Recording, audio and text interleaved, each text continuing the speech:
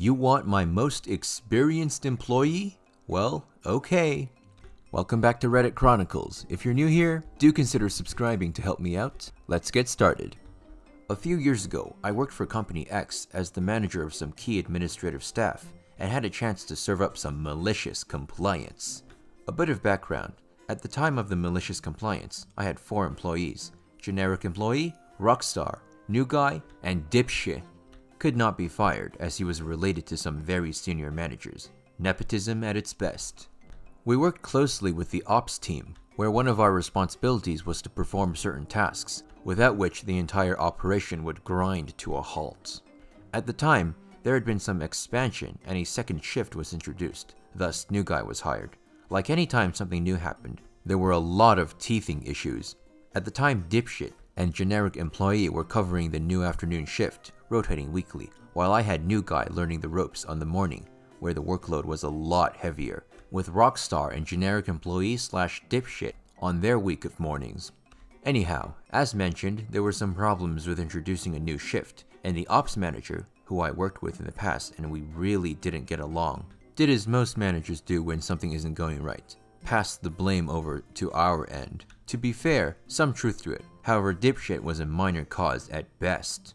One thing I really didn't like about ops manager was she was the type to go behind your back and be nothing but smiles to your face.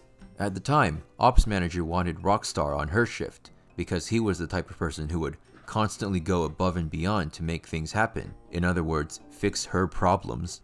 Instead of asking me if it was possible, ops manager went to our boss's boss to complain that everything was going wrong due to my department and how she needed my most experienced employee on her shift. The next day, I got an email from the boss with ops manager, my boss, and her boss copied in. Please ensure your most experienced employee is on the afternoon shift to help ops manager. I was a little annoyed. I must have spent about 10 minutes just looking at that email, my temper consistently rising the entire time. Until it finally dawned on me. Ops manager wanted rockstar, but the request was for my most experienced employee. What ops manager didn't realize was that dipshit had started about 2 months before rockstar, a few years before generic employee. Suddenly, I was in a great mood and must have had the biggest shit-eating grin on my face as I typed my reply. Hi, the boss. We are, of course, happy to help ops manager with the multitude of issues that is happening within her shift.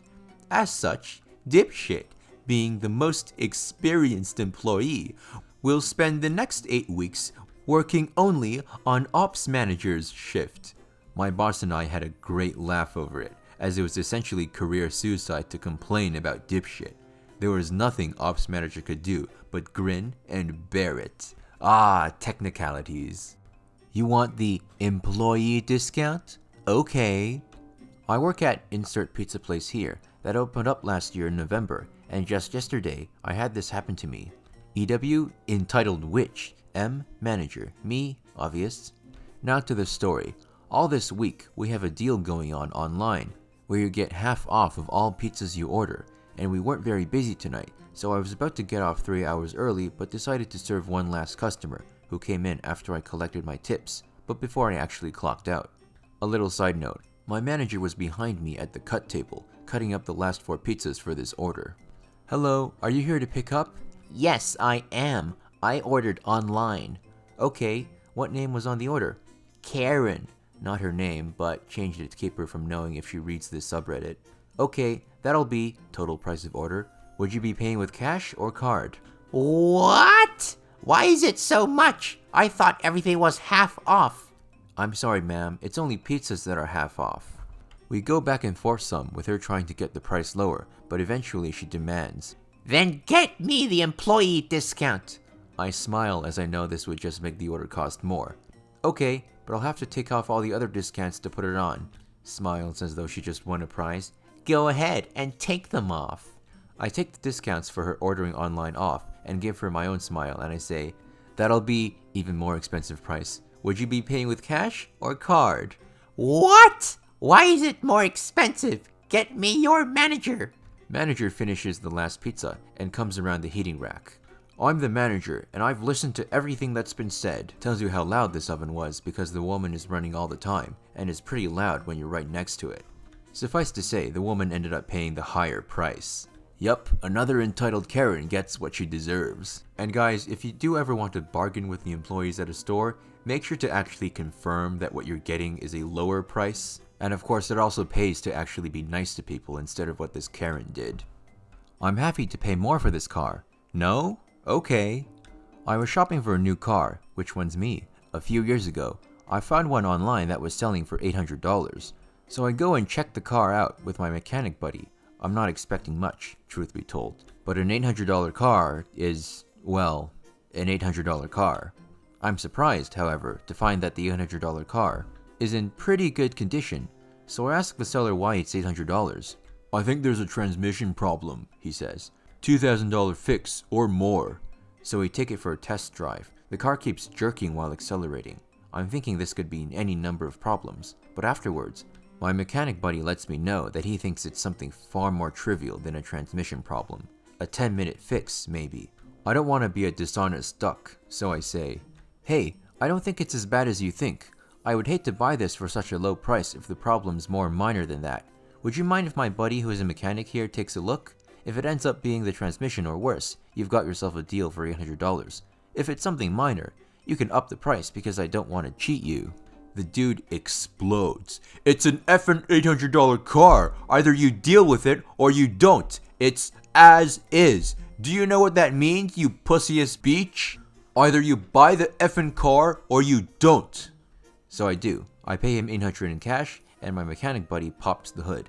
He takes off the distributor cap, cleans it, and replaces it right then and there. There you go, he says loudly. That should fix it. Wow, that transmission looks almost brand new. I tell you, buying this car for $800 is practically a crime. You could probably resell this right now for $3,000. Wow, I say just as loudly. You know, I could have paid $3,000 for this car if I knew the fix was that easy. The seller is standing there, the $800 still in hand, watching. He interrupts, hang on a second. Before we could even say another word, I close the hood and unlock the doors. Thanks for the car. You effing cheated me. You're not getting this for only $800. I'm not sure where he was going with this. Did he expect me to pay him more money now? Of course not. I open the driver's side door and get in, rolling down the window. Before I drive off, I smile at him. Either you deal with it or you don't. It's as is. Do you know what that means, you pussy-ass beach? And I drove away. Oh my god, that is a hilarious story. I mean, why would you blow up at a guy who is offering you to pay you more? He's probably some cynical douchebag who thought he was some kind of scam or ruse or whatever. Got what he deserved for blowing up at someone who was trying to help him at their own expense. You want my insulin pump? You got it. Excuse any errors, it's my first time posting. I'm a type 1 diabetic, and I have an insulin pump. When I was in 6th grade, my pump was wired, i.e. it had a tube that went from the pump, which looked a bit like a cell phone, to me. So I have to take insulin after I eat, and I had pretty explicitly told all of my teachers that I was diabetic, but this teacher was a bit thick, and a stickler for the rules. My class had just gotten back to class after lunch, and we were reading a book out loud. My pump beeped to remind me to take my insulin after lunch, and I noticed teacher gave me a bit of a dirty look, but I ignored it and whipped out my pump to deliver insulin. Teacher says, Ludwig 19, stop texting in class. You know the rules. Bring your phone to the front and report to detention. My middle school had a very strict no cell phones policy. I was about to protest, but I realized this would be an excellent opportunity for some malicious compliance. So with a smug grin on my face, I walk up to the teacher with my pump in my hand, and it's still literally attached to me. I hand her my pump. What's this cord? Why do you have a chain for your cell phone? Me with a deadpan stare. I'm diabetic. This is my insulin pump. At this point, her face goes sheet white, and I unclip my pump from my body, a bit of a maneuver because it was on my arm and slightly difficult to reach, and walk out of the class before she can say anything and go directly to detention. When I arrive, I tell the detention officer that I was sent for using electronics in class, Before I even finish, a student from my class walks in and says I can come back to class, and the teacher apologizes profusely and never messes with me for beeping or using any device. Quick thinking. I almost wish something like this happened to me when I was in middle school. I cannot give you $100 for our phone in the taxi, Miss Taxi Lady. Just a short maliciousness on my 20th birthday a long time ago. We had a small group of friends and decided to go to a place called Warehouse Spaghetti in the USA to celebrate my 20th birthday. Since we were coming from all parts of the city, some of us took public transport, while others took a taxi. My cousin and other friends arrived via taxi, but he soon realized that he dropped his phone in the taxi. We decided to call the phone, and Taxi Lady picked up and told us she is on duty, but can come by and deliver the phone for $100 in a little bit.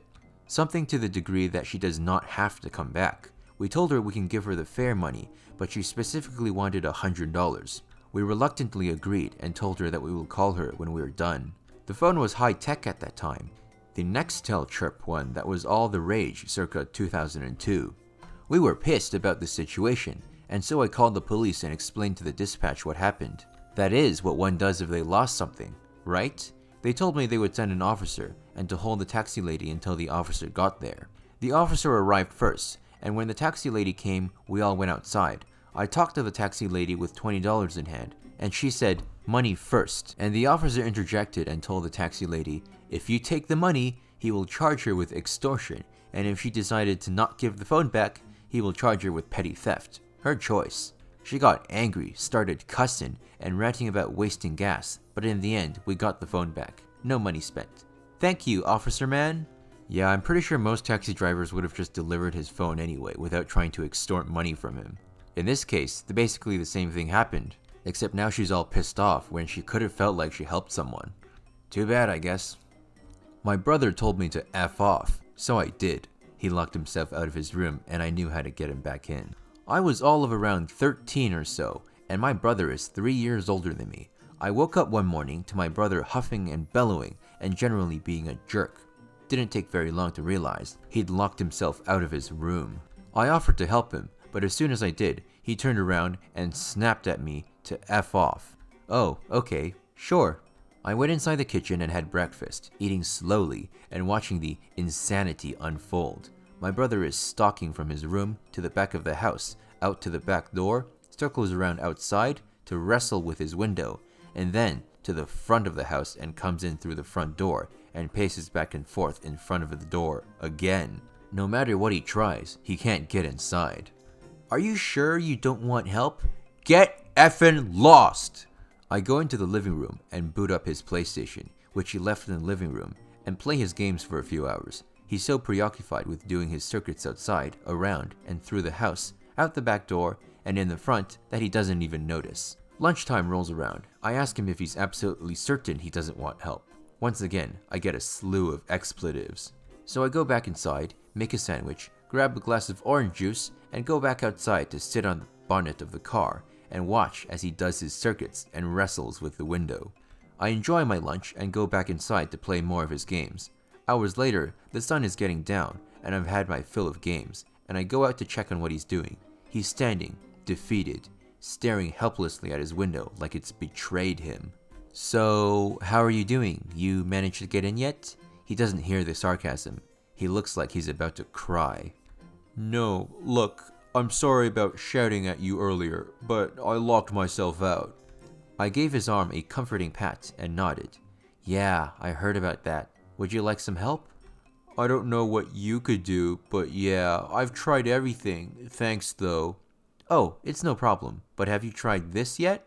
I pulled the top of his windows down, where he'd been trying to wrestle it up the whole time. The house is old, and the windows have been painted over many a time. So much that everyone but me forgot that once upon a time, you actually could open the windows from the top, even if it was locked from the inside.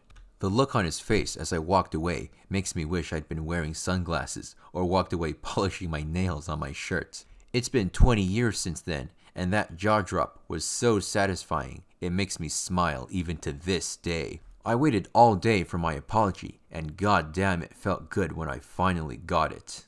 Edit. If this ends up in a YouTube video, make sure to link it to me. You got it, little bro. Or Big bro, I don't know how old you are right now. Forgot to mention that the window didn't lock properly, and my brother had resorted to keeping a stick between the top of the window frame and the bottom window to keep it closed. He couldn't open it from the outside because of that stick. The lock had broken ages ago, and that's how he'd been keeping his room secure. Ah yes, pissed off teenagers exploding at everything that approaches them. If you want more where that came from, simply click on one of these boxes right here. And if you liked the video, I assume you did since you're still here, I'd really appreciate if you could drop a like and a subscribe to help me grow my cat and feed my channel. I'll see you in the next episode of Reddit Chronicles.